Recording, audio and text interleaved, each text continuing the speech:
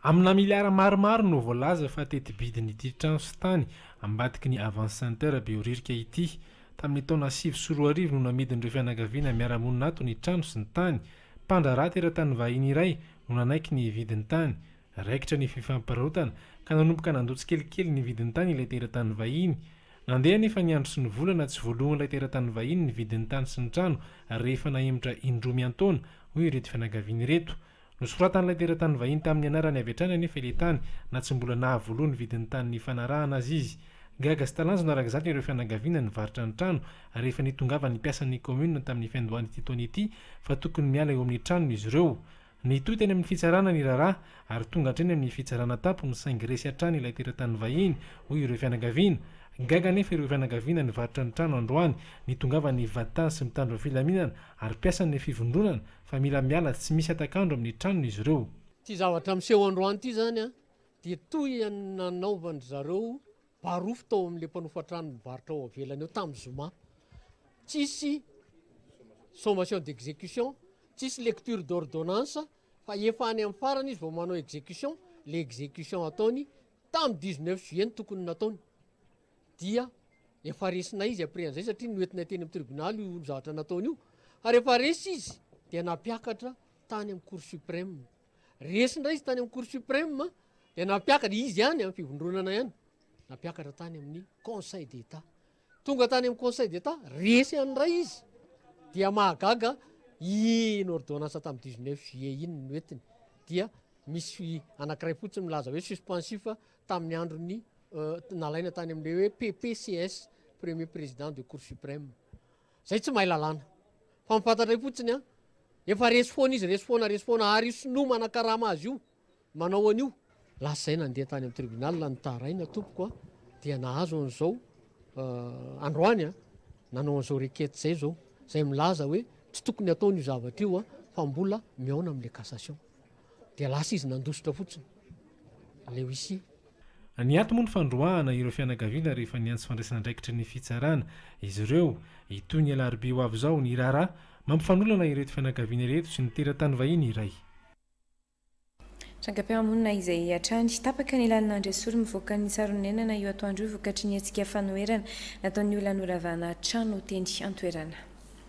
Trano misa 240 no narodany vatitany teny tsaraonenana Andresoro androany sy didina voaka ny fitsarana no manaisitra ireo olona ireo tamin'ny toeram-ponenana no ilay milaza ao tompon'ny tany vaovao.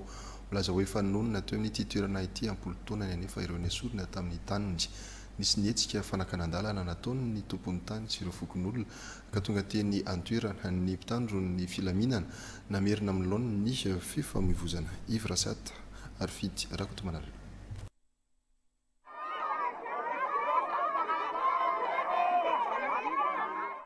Nanomboka tamin'ny roa ny fandrodanana navoaka teo an-tokotany avokoa ny entan'ireo fianakaviana ampolo ny tao anatin'ireo trano azo 110 narodana trano.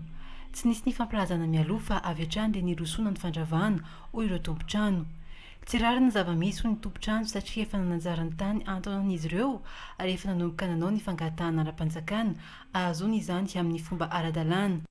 Nanomboka tamin'ny 82 zany ka hatramin'ny 2013 mbola tsy nisy olona nitsangana hoe tompon'ny tany teto mipetraka pilaminana zay dia samy nanao trano dia mifoky tany mbola tsy nandefa hoe misy taratasy manala anareo ao tonga ao ny tompon'ny tany mbola tsy nisy na ndray arany dia rehefa tateoriana zany tapa-kevitra zay nanao prescription acquisitive fanamaitisa milala zany nanao fangatahana zay tany amin'ny fitsarana nivoaka soma tsara ny ordonnance anay satria non recours daholo ny zavatra nitranga tao midika zany hoe tsisy nanakatsakana. Rehefa tateoriana zany nanao ny fangatahana io zay dia tsy hainay zany fa nisy nitsangana nitory anay nitory satria mety efa naheno izy hoe efa nentina angataka reo zay angambany. Misy mpivarotra ihany koa no voatery niala teto tsy nisy fampilazana. Zay tsy mba nahazo taratasy filazana tsy nahazo ninina hoe fampiomanana fa tonga dia gaga be zay mipetraka eto mahita le tomobile maitso be feno an'ireny tsy fantatra moa na tena mpitandro vaovaoka sy fanana an'ireny na mpandrodana fa dia zao rodana zao mifanananay zay aloha tsy manana taratasy tsy misy taratasy kosa aloha zay fa dia mipetraka fotsiny zay hatramin'izay. satria le taratasy zany vao manao le taratasy fangatahana dia araky ny filazany hoe efa mandeha ozy izy ny fitoriana reo nefa resinareo dia tokony horodanina ny tanànanareo. Rehefa raikitra ny fandrodanana takananomboka ny korotana ireo fianakaviana nisorona tamin'ny toerany dia niditra antsehatra nanampy azy koa ny fokon'olona. Ny atony fandrodanana nanomboka teo saingy mbola miparitaka eto ivelany ny entana.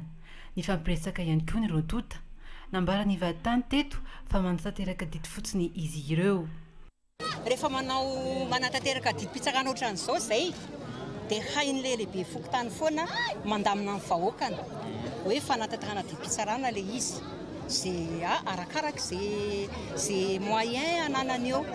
Didy pitsarana zany no tanterahana eto hoe dia le vahoaka zany le vahoakanao lasa miady amin'le huissier, miady amin'le polisy zay manampy an'le huissier manatanteraka didy pitsarana.